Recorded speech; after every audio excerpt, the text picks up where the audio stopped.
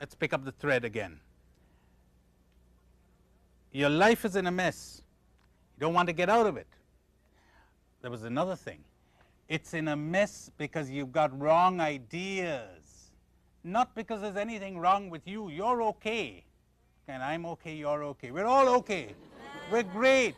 There's nothing wrong with us. They put wrong ideas into our head. Somebody did.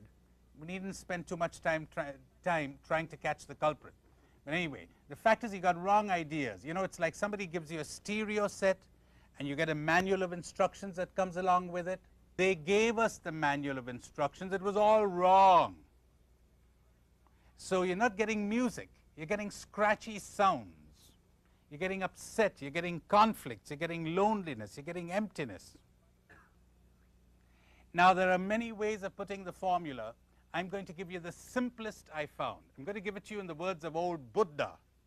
Why did I choose him? Because his is the simplest of all. But you find it everywhere. It's the simplest of all. Enunciated with limpid clarity. You're probably going to disagree with it, but you can't miss the point. Here it is. The world is full of sorrow. The root of sorrow is attachment. The uprooting of sorrow means the uprooting, the dropping of attachments.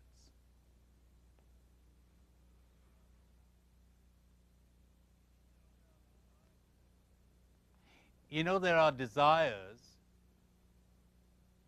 on whose fulfillment my happiness does not depend. You got lots of desires on whose fulfillment your happiness does not depend. Or else you'd be climbing walls, you'd be nervous wrecks. All of us have two types of desires. We got desires, you know, we desire all kinds of things, and gee, we're happy to get them. And we don't get them, okay, too bad. We're not unhappy. But we've got other desires. Good Lord, if we don't get that, we're going to be miserable. That's what he calls an attachment.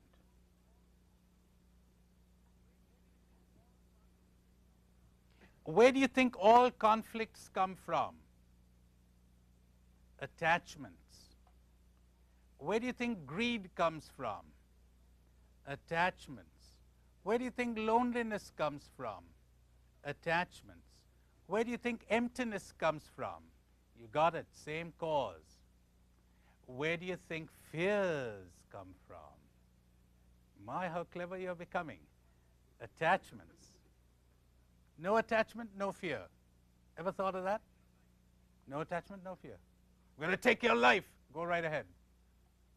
No attachment to life. Happy to live. Happy to let go. You think that's possible? You know something? People have attained it. So it is possible. Want to attain it yourself? Attachment. Sorry, sir, you have AIDS. You only have 6 months to live. Just 6 months? Boy, that's a lot of time to live. That's wonderful. Happiness. Hey, this guy got no attachment. If you were not actively engaged in making yourself miserable, you would be happy. We were born happy. All life is shot through with happiness. Oh, there's pain. Of course there's pain. Who told you you can't be happy without pain? Come and meet a friend of mine who's dying of cancer, and she's happy in pain. So, we were born happy. We lost it. We were born with the gift of life. We lost it. We got to rediscover it. Why did we lose it? Because we were working actively. They taught us to work actively to make ourselves miserable. How did they do that? By teaching us to become attached. By teaching us to have desires so intense that we would refuse to be happy unless they were fulfilled. The tragedy is, my dears, the tragedy is that all you need to do is to sit down for 2 minutes and just watch how untrue it is that you would be unhappy without A or B or X or Y or whatever. Do you know something? You won't sit, because if you sit, you might see it. You won't sit and look at it. I know I wouldn't. I resisted it for years. You mean if I don't get Mary Jane or I don't get John, I won't be happy? Hey, wait a minute. That's false. Before I met him, I was happy. And you know something? I once fell in love with somebody, and then, well, I lost her. And I was heartbroken. And what happened? I'm all right now. So she wasn't my happiness after all. Remember the time you were a child and you lost something and you thought, I'll never be happy without this. What happened? If we gave it to you today, you wouldn't look at it. But why don't we learn? Oh, no, no. We got to live in illusions. It feels good. It gives you a kick, doesn't it? It gives me a kick. We want kicks. We don't want happiness. We want thrills. And wherever you got a thrill, you got an anxiety, because you might lose it, or you may not get it. And you got a depression following. You got a hangover. It's so simple, as I told you. I could put it down for you in 2 minutes. Whether you'll hear it is another question. That depends on your own heart. So here it is. The world is full of sorrow. The root of sorrow is attachment desire. The uprooting of sorrow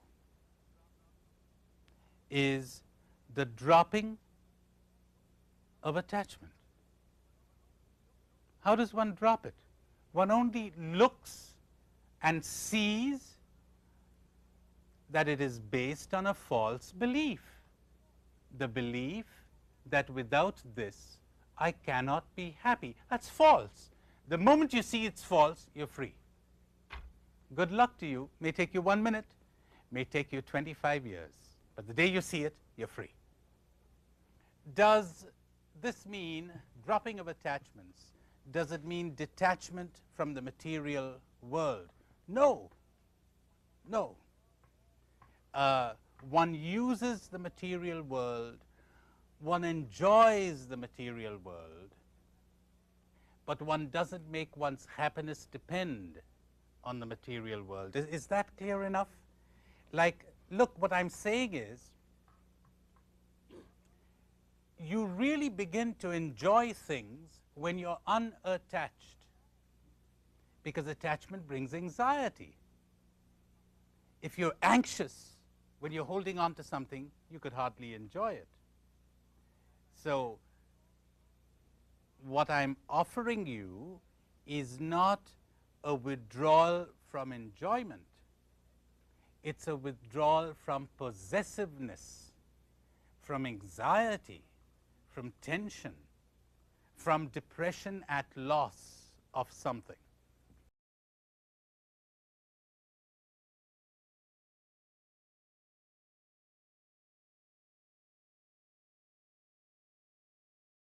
Life.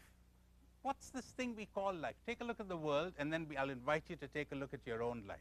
Take a look at the world. Poverty everywhere. I read in the New York Times yesterday that the bishops of the United States claim that there are 33 million people in the United States who are living below the poverty line drawn by the government itself. If you think that is poverty, you ought to come to other countries and see the squalor, the dirt, the misery. You call that life? Well, I've got news for you. I'll show you life even there.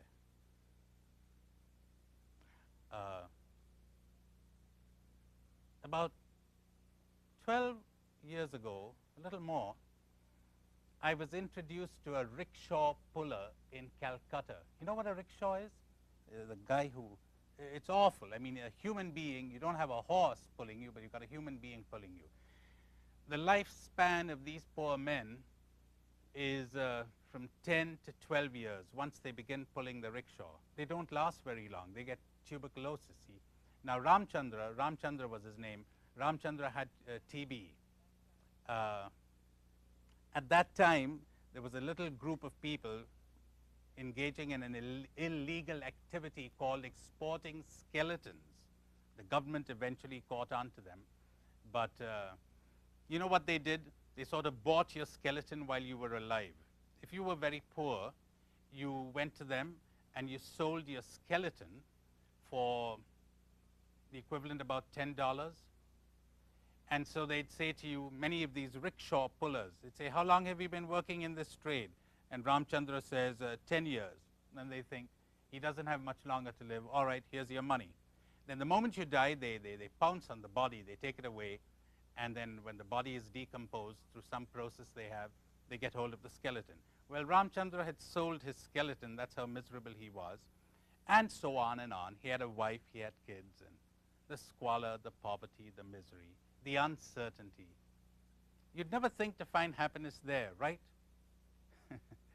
One day I said to this guy, nothing seemed to faze him. He was all right. Nothing seemed to upset him. I said to him, aren't you upset? He said, about what? You know, your future, the future of the kids.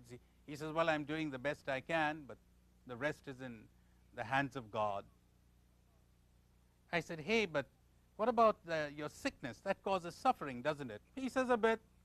We got to take life as it comes. I never once saw him in a bad mood. Well, one day when I was talking to this guy, I suddenly realized I was in the presence of a mystic.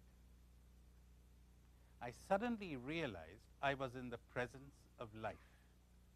It was right there. He was alive. I was dead. You know, a person, a man who reincarnated in himself, those lovely words of Jesus, look at the birds of the air.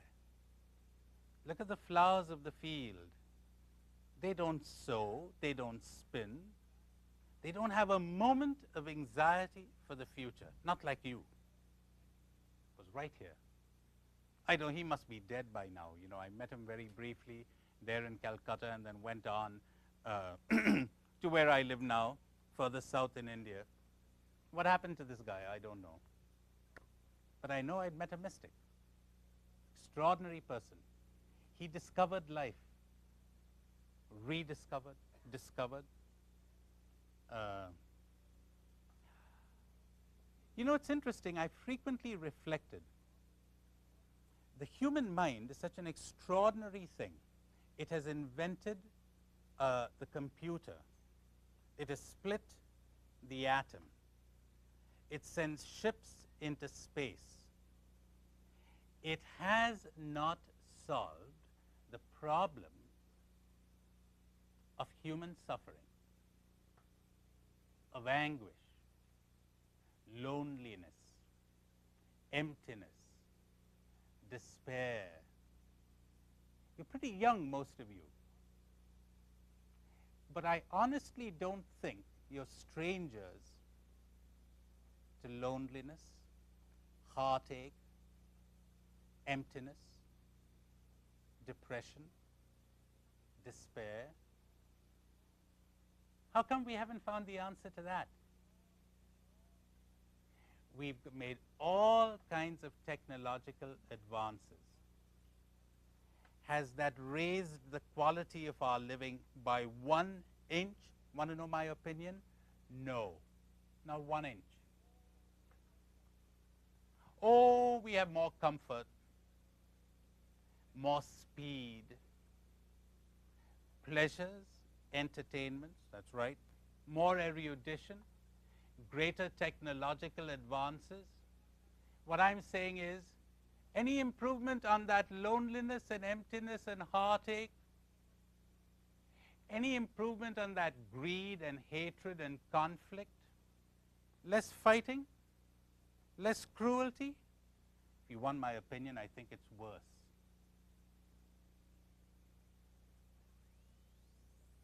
And the tragedy is, as I discovered 10 or 12 years ago, the secret has been found.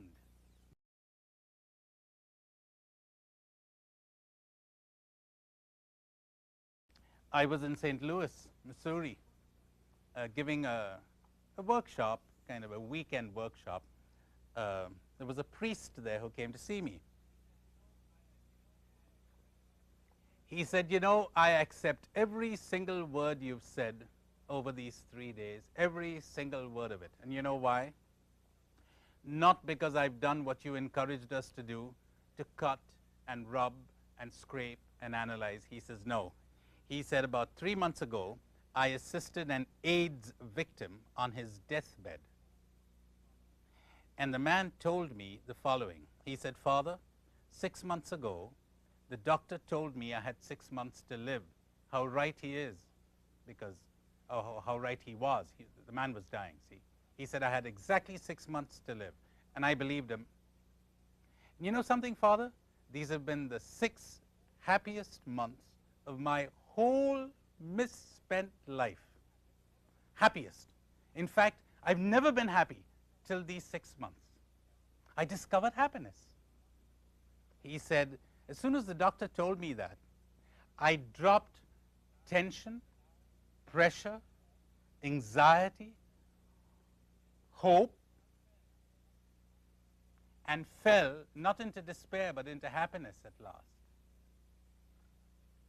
And the priest said, you know, many is the time I've been reflecting on the words of that man. He said, when I heard you this weekend, I thought, the guy's come alive again. You're saying exactly what he said.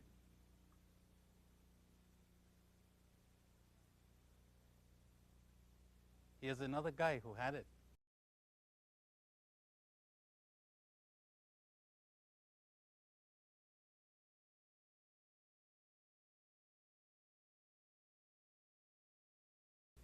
You're upset. What is it that upset you? Somebody died, somebody betrayed you, someone rejected you, you lost something, your plans have gone awry, something's gone astray, whatever. Can you think right now, even as I'm talking, of something that has upset you in the recent past? Go on, do it. I'm going to give you 3 or 4 seconds to do that. Think of something that has upset you in the recent past or is upsetting you right now.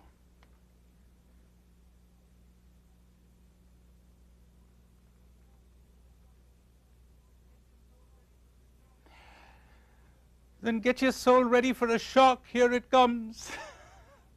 I say it just like it is. I'm going to lob the bomb right into your midst. Listen to this. Nothing in reality, nothing in life, nothing in the world upsets you. Nothing has the power to upset you. Did anyone tell you that? All upset exists in you, not in reality. You could underline the word all. All of it, all of it, all of it. All upset is in you, not in life, not in reality, not in the world. It's in you.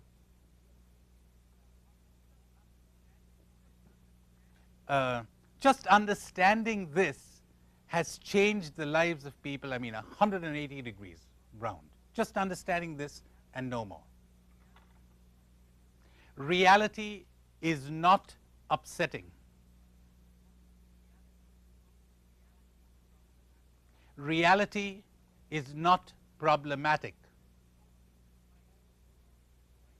If there were no human mind, there would be no problems. All problems exist in the human mind. All problems are created by the mind. Somebody said to me in Denver last summer, wouldn't there be some problems that exist in reality and not in me? I said to him, If we take you out of there, where's the problem? No problem. Now, to me, this is a truth so simple, a 7-year-old child could understand it. But I've met people, you know, who are doctors in all sorts of things, but they never understood it. Never understood it. They just took for granted that problems exist in the world. Problems exist, or by problem I mean something that upsets you, okay? I'll repeat that. By problem, I mean something that upsets you. They think it exists in the world. They think it exists in other people. They think it is in life. No, no, no. It's in them. As simple as that. Nothing has the power to upset you. Now, I'll work that out concretely. Somebody broke their promise, okay? You're upset. What do you think upset you? Broken promise? Because I could bring another individual here in your place, and she or he is faced with a broken problem, a broken promise, and is not upset. How come you got upset? Now, you choose to think, you were trained to think, that it was the broken promise that upset you. It wasn't the broken promise. It was your programming. It was your training. You've been trained to upset yourself every time you're faced with a broken promise. You're planning a picnic on Sunday, and the picnic gets rained out. Where do you think the upset is? In the rain or in you? In the rain or in your reaction to the rain? I'll repeat that. The upset feeling is not caused by the rain, but by your reaction to the rain. Someone else would react differently, no upset. Of course, you can see that I'm building on this morning's statement. If you had not made your happiness depend on it's not raining, you wouldn't react this way, right? But you've been trained, you and I have been trained to make our happiness depend on certain things. And so when those things don't happen, thanks to our training, thanks to our programming, thanks to that false belief, if this doesn't happen, I'm not going to be happy, well, what do you know? We upset ourselves. Now we apply it to our daily life, and the application is devastating, explosive. You could explode into happiness forever. Watch. Something has upset you. Did you hear that expression? Something has upset you. That's the way the English language is. That's the way all languages are. Something upset me, nothing upsets you. The accurate way to speak would be, I upset myself on the occasion of something. But who speaks like that? So you upset me. No, no, no. Your behavior occasioned my upsetting myself.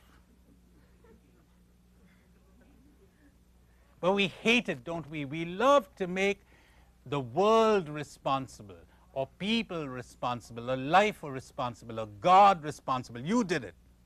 Not the upset. Not the upset. Are you getting some inkling of what it would mean if you really grasp this? You'd be above it all. That's one nice definition of spirituality. Spirituality means to no longer be at the mercy of any event or any person or anything.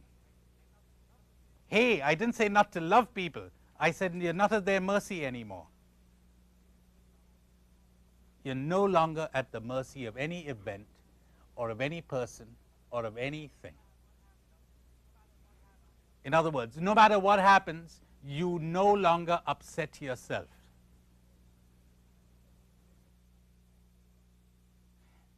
Now that brings me to part 2.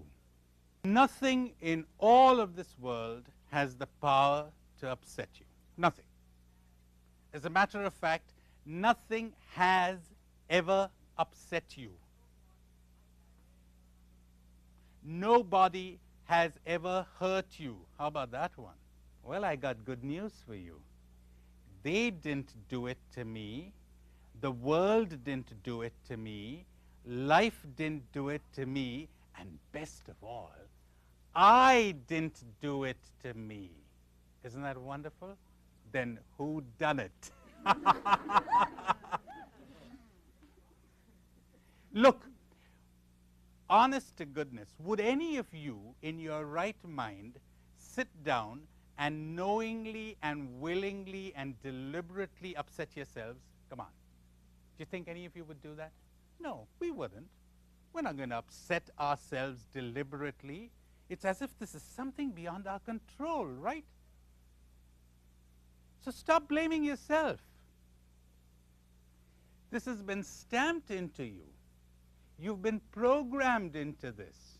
You've been conditioned this way. This is what you got to understand. You see, you don't have to do anything for enlightenment. You don't have to do anything for liberation and for spirituality. All you have to do is to see something, understand something. If you would understand it, you'd be freed. So we've been programmed this way. You know, one of the signs of maturity, my dears, is the following. Very hard to define maturity, but I've come up with a fairly workable definition. Maturity is when you no longer blame anyone.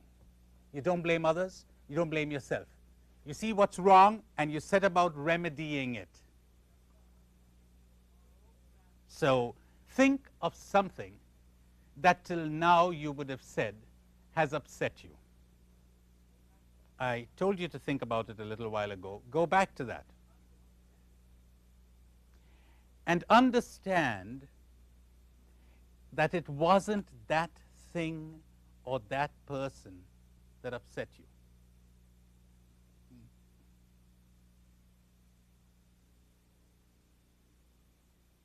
It was your programming. It was your programming.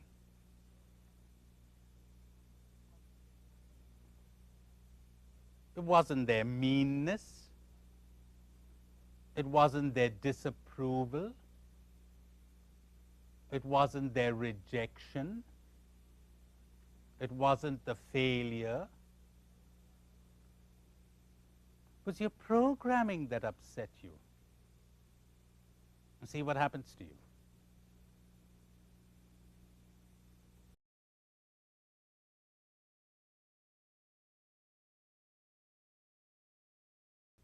What do you have to understand about yourself? First, your life is in a mess. Don't like to hear that? Well, maybe it proves that it's true. Your life is in a mess. Maybe you'll say to me, maybe, if you're like the average person I run into, your life is in a mess. People will say to me, what do you mean my life is in a mess? I'm doing pretty well in my studies. I got good parents. I got good relations with my family. I've got a boyfriend. I've got a girlfriend. Everybody likes me. I'm doing well at sports. And I have a pretty brilliant career ahead of me. Oh, yeah? Yeah. You think your life is not in a mess? He says, no. All right, tell me. Here's the acid test. Ever feel lonely? Any heartache? Ever get upset by anything? You mean, aren't we supposed to get upset? You want the clean, clear, simple answer? Yeah, no. You mean not be upset by anything? That's right, you heard me. So, ever suffer any interior conflict? You mean all your relationships are going well with everybody? Well, no, your life is in a mess. You mean you're enjoying every single minute of your life? Well, not quite. Well, see what I told you? It's in a mess. Hey, wait a minute. The incarnation. Yeah. All right, bye. See you later. Alligator. Why argue? I'm not interested in arguing with you, period. I know because I was doing that all along. Not interested in arguing. You either face the fact that your life is in a mess or you don't. You don't want to face it, I've got nothing to say to you. And your life is in a mess means you're a victim of heartache, at least occasionally. You feel lonely. There's emptiness staring at you. You're scared. You scared? Yeah. Your life is in a mess. You mean we're not supposed to be scared? No, sir, or madam, as the case may be. No, not supposed to be scared. About anything? About anything. Yeah, all right, let's talk about you. Fearlessness. You don't know what it means. And the tragedy is you don't think it's available. It's so easy to get. Since they told you it's not available, you never tried to find it.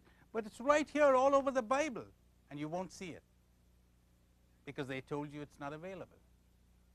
You anxious for the future? Any whiff of anxiety, worry, upset? Yeah, you're in a mess. How about that? Want to clean it up? I'll clean it up for you in 5 minutes, depending on how ready you are. You don't have to move out of that chair. You could be sitting in that chair and you could clean it up in 5 minutes. And I mean that. This isn't a sales gimmick.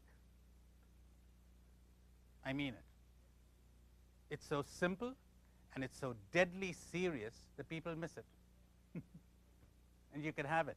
Life is extraordinary. Life is delightful. You could enjoy it. You wouldn't have a minute of tension.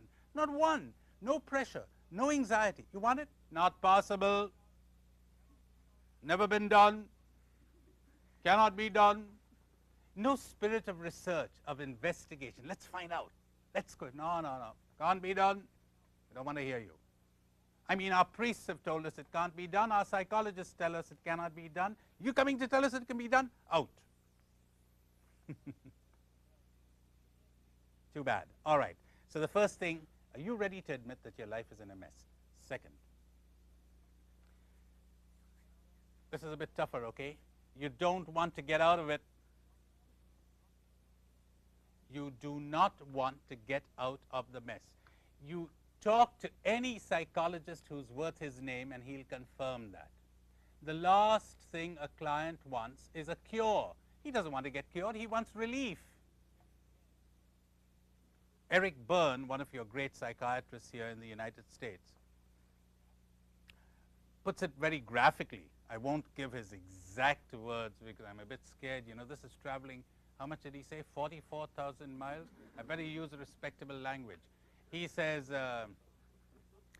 imagine a client who's up to his nose in a cesspool, okay? Yeah, he calls it liquid S-H-I-T. So he's up to his nose in a cesspool, all right. And he's coming to you, and you know what he's saying to you? He's saying, could you help me so people won't make waves? Doesn't want to get out. Oh, no, no, no, get out, for heaven's sake, no. Just help me so they won't make waves. That's what he wants. He doesn't want to get out. He doesn't. You want to test that on yourself? I'll give you a couple of minutes. You could do it right now. You want to test it on yourself? Okay, here goes. Suppose you could be blissfully happy, but you're not going to get that degree. Ready to barter your degree for happiness? You're not going to get that girlfriend of yours or that boyfriend. Ready to barter them for happiness? Huh? Huh? Huh? You know something? You're not going to be a success. You're going to fail. And everybody say, he's a bum. But you'll be happy. You'll be blissfully happy. Ready to barter the good opinion of people for that? Oh, no. I'll give you time to think about it later. Oh, no. No, sir. Or madam. I'm told about that Chinese student who was learning English. And he learned it from a book, of course, the poor kid. And this lady says, would you have a cup of tea? He says, yes, sir, or madam, as the case may be. So there it is. So no, sir, or... So anytime I say no, you could take the madam for granted, as the case may be, all right? So, no, sir, he's not ready.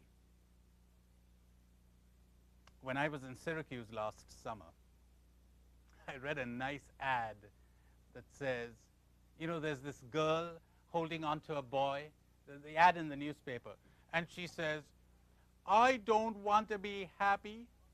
The only happy people I know are in a lunatic asylum. I want to be miserable with you. See what I mean? I don't want to be happy. I want to be miserable with you. She'll develop a theology about the damn thing after a while. They don't want to get out of it. They don't want it. They don't want it. They don't want it. I don't want happiness. I want fame. I don't want happiness. I want to get that gold medal at the Olympics. Suppose I tell you, look, give up the gold medal. You'll be happy, damn it. What do you want that gold medal for? What do you want to be the top, the boss of the corporation for? I'll make you happy. On $10,000 a year, I'll make you happy. No, no, no, no, give me my money. My money, my money, my money, my money. See what I mean now? Now you're catching on. They don't want to be happy. They don't want to live. They want money. You know that guy Ramchandra, the rickshaw puller? He lived like a king. He lived like a king. I mean it. I mean it. Foreign aid is fine. He didn't need foreign aid, not to live. He needed foreign aid for comfort. He needed it for health, not for life. He might have needed it for longevity, which means, you know, a long life. But you call that you call that life? Long existence. Not to live. He was living. I was dead. He knew what life was. He was happy. He was like the birds of the air and the lilies of the field. He was an incarnation of the Sermon on the Mount. It was all there in the Sermon on the Mount. I discovered later. It's all there. Hadn't seen it. He lived like a king. What does it mean to live like a king? You know what idiots think it means? And the world is peopled with them, believe me. Idiots. You know what they think it means? It means moving around in limousines, having everybody curtsy to them and salute them and all that sort of rubbish, all that sort of garbage, have their names in the headlines. They think that means having power over people. They think that's what it means to live like a king. I tell you what I think it means. They're not living like kings. They're slaves. They're terrified. Look at their faces on television. For heaven's sake, those kings and queens and presidents and the rest of them. Look at them on television. You'd recognize it at once. He's scared. You know why he's scared? Because he wants power. That's why. He wants prestige. He wants a reputation. That's why. He's not living like a king. I'll tell you what it means to live like a king. To know no anxiety at all. No inner conflict at all. No tensions. No pressures. No upset. No heartache. So then what are you left with? Happiness, undiluted. People sometimes say, what do I do to be happy? You don't do anything to be happy, silly. You can't acquire happiness. You know why? Because you have it. You got it right now. You got it. But you're the whole time blocking it in your stupidity. You're blocking it. Stop blocking it, you'll have it. If I could show you how to get rid of your conflicts, your anxieties, your tensions, your pressures, your emptiness, your loneliness, your despair, your depression, your heartache, you get rid of all of that, what are you left with? Sheer undiluted happiness. That's what you have.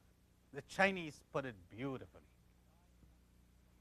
When the eye is unobstructed, they say, the result is sight.